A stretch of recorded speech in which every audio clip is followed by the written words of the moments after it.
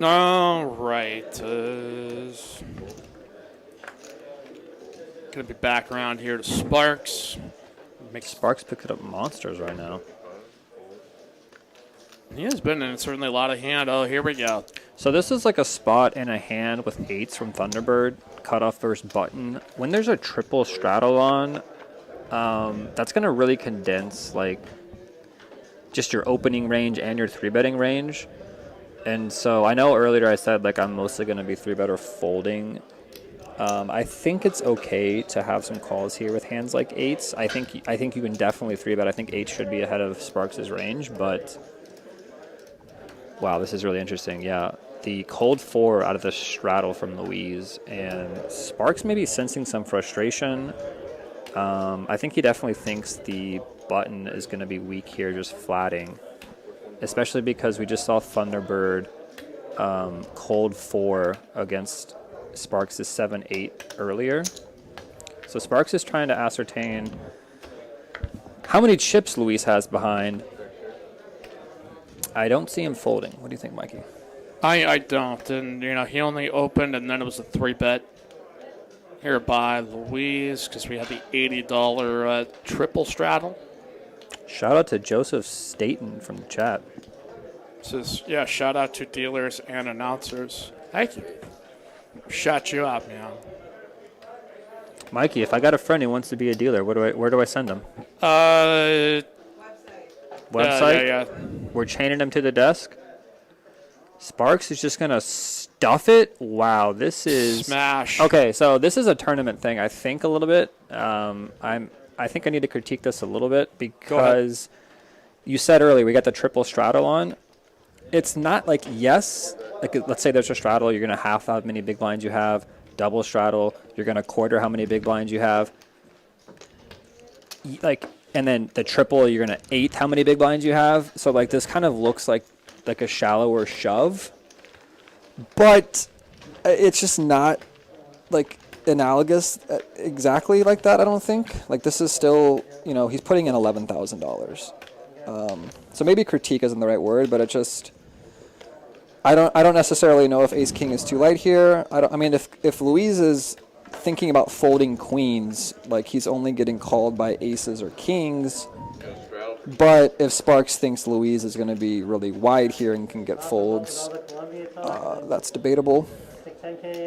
Wow, this is so gross for Louise. Like this just looks like aces or kings here a lot of the time. I'm still going to ponder it over here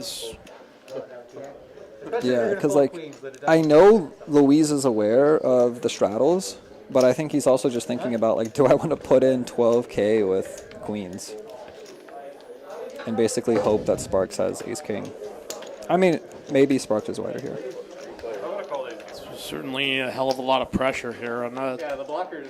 Raise all into 17.8K, which realistically it's 11,700. I mean, Sparks hasn't been snap called, so he's going to feel great, but you still shouldn't be feeling that great because you can still just get called and get shown queens and not feel that great. So still a decision on Luis. But to be able to put that much pressure on your opponent is still a really valuable thing. So, wow. What do you think he's going to do here, Mikey? I think he's going to call. What do you think? I don't know. Does this man drive all the way or arrive all the way here from Chicago to fold queens for a chance to win 20K? Now it is a strong enough bet that I wonder if, boy. Sparks, I mean, I don't hate the fold, but I also think that shoves like pretty wide because that's just a lot of big blinds. That's my opinion. I don't know. Sure. Yeah. Just one of the fact that we throw in the straddles here just throws a different element into it. So, I mean, he really thought that through, and I think he ultimately decided, like, I'm better here more than 1 out of 4 times, so I'm going to close my eyes and call. But what a hand. Lot of action here as Chase going to raise it here to 165. Caitlin can't playing the 10 Jack. Eli absolutely can play the Ace King. This may entice a call out of Chase. Kind of tricky for Eli not to go all in here. Chase is now kind of seeing if it's even worth it to call. But I just want to highlight one more thing that Casey did well that last hand. He just really took his time, and I'm not talking about like a unnecessarily tanking. Yeah, exactly. Yeah, he's not just tanking just for the sake of tanking. And we've got Chase deciding he's going to get it in. All in with Mike Eli for $1,400. Look at that look from Eli. Eli's not even feeling that good. Oh my gosh. Gotta get an ace or king. Oh. There's a king for Eli. Oh, Look at the end. Are you kidding me? Are you kidding me? The Crocodile Hunter and Sparks is going wild. He's not even in the hand. We need a song for Chase. Leo and me, we're going to queue up. Well, that's a lot like your opinion, man. It's probably a fold here from Tyler, opening up the deuce 5. He does have the massage chair, though, so he's probably going to win this hand. Caitlin with the suited ace. I like this as a call. This can be a 3-bet in certain situations, but... Okay, we're going to go 4 ways to a flop. Luis has the deuces. Monotone board. Eli has the best heart with the 4 of hearts. Looks like everyone's given up. Caitlin may try to stab here to deny wheel equity. here from Tyler, though. Oh my gosh, he drills the non-heart 4. This could get a call out of Caitlin. This is why you play the deuce 5. That is why. It's one of my favorite hands. I prefer deuce 5 of clubs. It's one of my deuce 5 of diamonds, my second favorite hand besides 10-8 of clubs. But Louise snap raising. That is ambitious, but he would technically still be live with the hearts into a chop, but...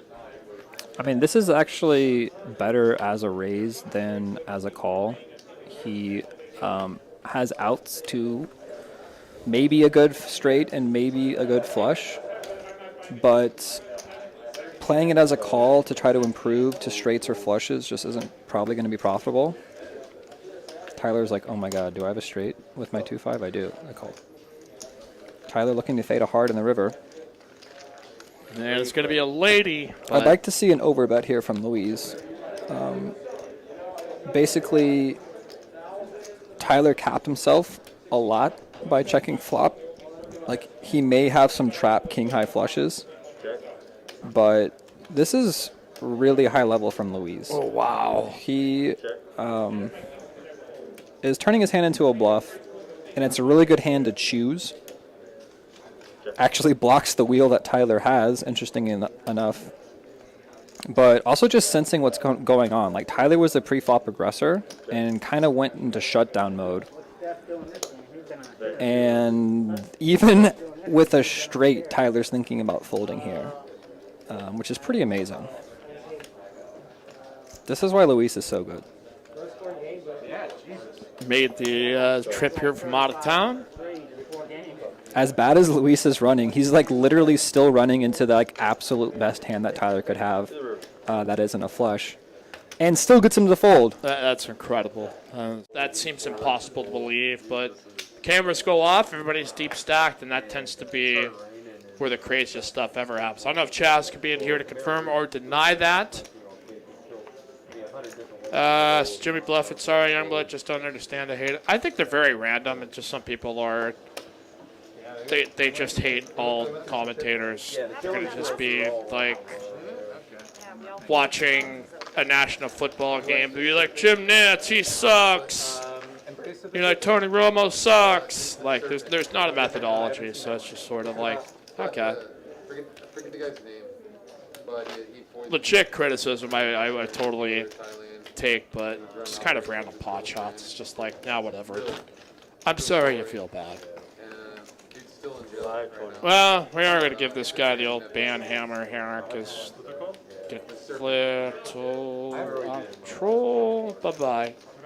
I have to look up the name, but there is a documentary, I think also on Netflix, where they Tyler. some of the people. Going for the 3-bet, 855 with the king 7 suited from the small Here's where I blind. kept my arsenal, and here's the pits that we dug. This guy's locked in. He came here to be a winner, man. This is kind of a 4-bet shove hand for Eli. 9-10 of hearts here. But I've been basically wrong about everything that Eli's done tonight. If he goes for a 4-bet non-all-in sizing, that's like the only thing that I wouldn't like. He's certainly thinking about it, at least.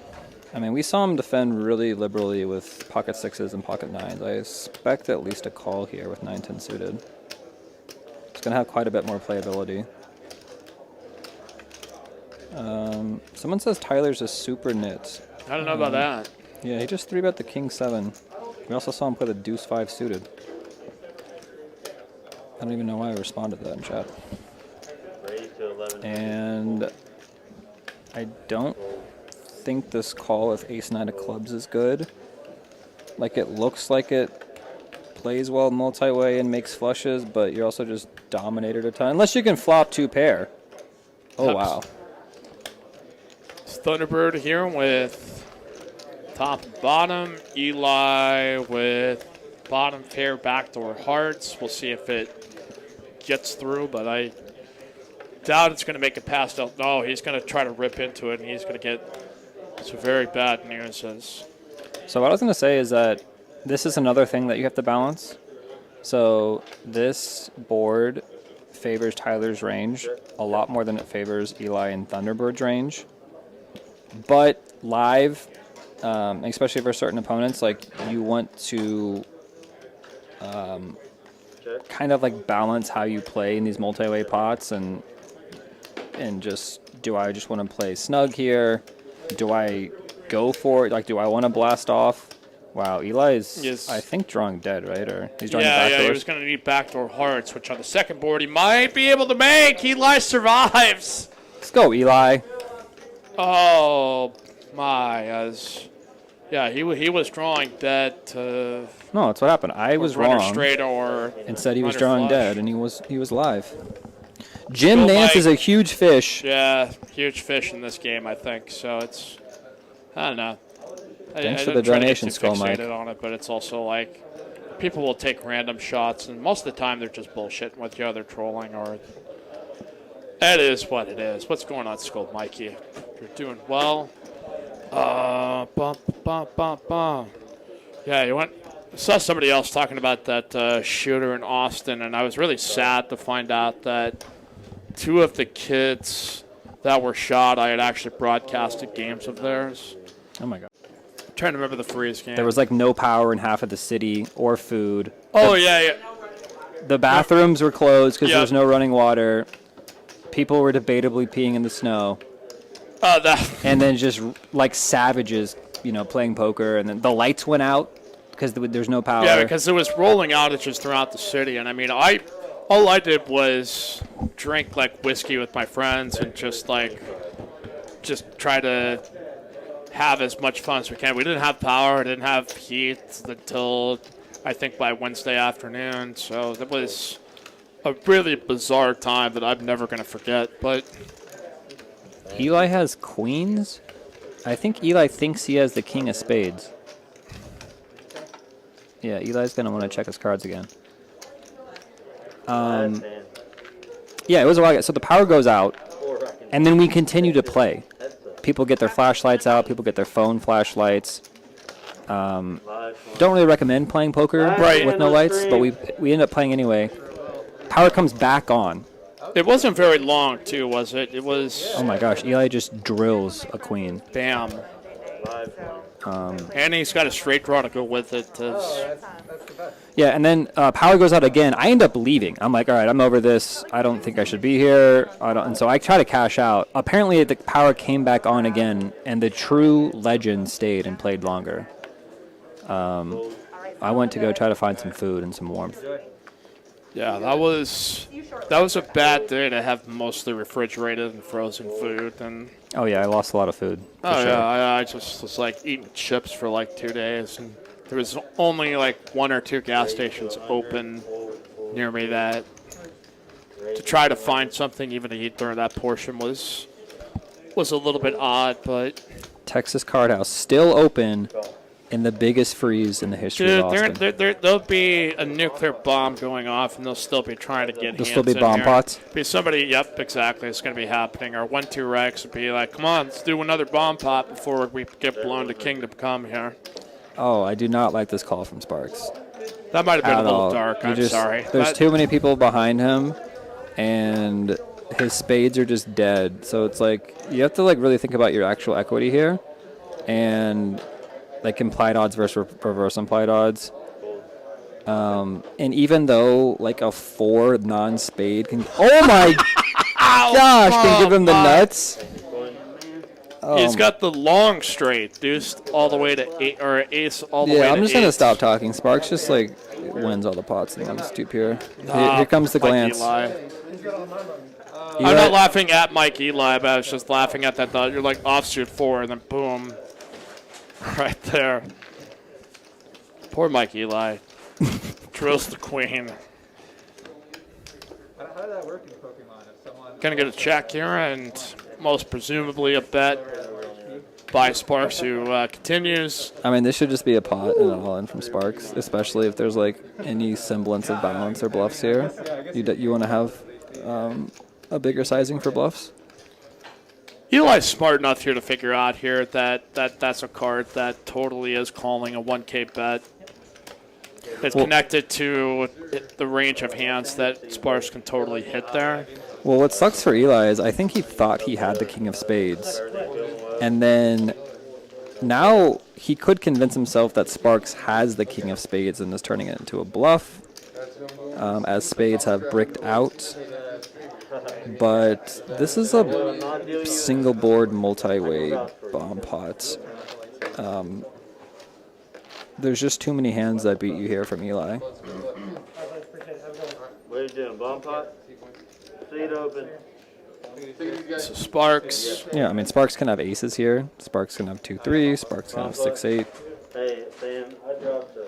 I guess he could have 6-3 as well. Standard combos of that. I mean, there's just so many that Eli would have to put a specific bluff that is just brick spades and like 2 pair or something as like really his best case scenario of a hand that could maybe try to take this line, but I mean, he can think of Sparks has exactly 7s for 3 combos, which I think he has 0, but I think this is just a fold, I'm just gonna take this. and not because I can see the cards. This is the second time that Pikachu's gone all in, though. got your seat back. It's pretty unfair when a player as skilled as Sparks like runs well. Like, he's gonna win all the money. Unfair is not the right word. yeah, but it's just kind of it's a problem to have to go up against in a game, and Eli is going to see the bad news. It is a straight. He did river it. He did have a lot of outs though, but Sparks is up 15.8. 16,000. Like looking in the mirror. Well, that is going to wrap up our night. Thank you very much, Carolyn. Thank you much, all of our staff here at National Poker Day. Huge success here at Texas Card House. Rob killed it, as always. Thank you guys for joining us. And as always, in the words of the great Mike Sexton, may all your cards be live and your pots be monsters. We appreciate you guys being here. Have a fantastic week.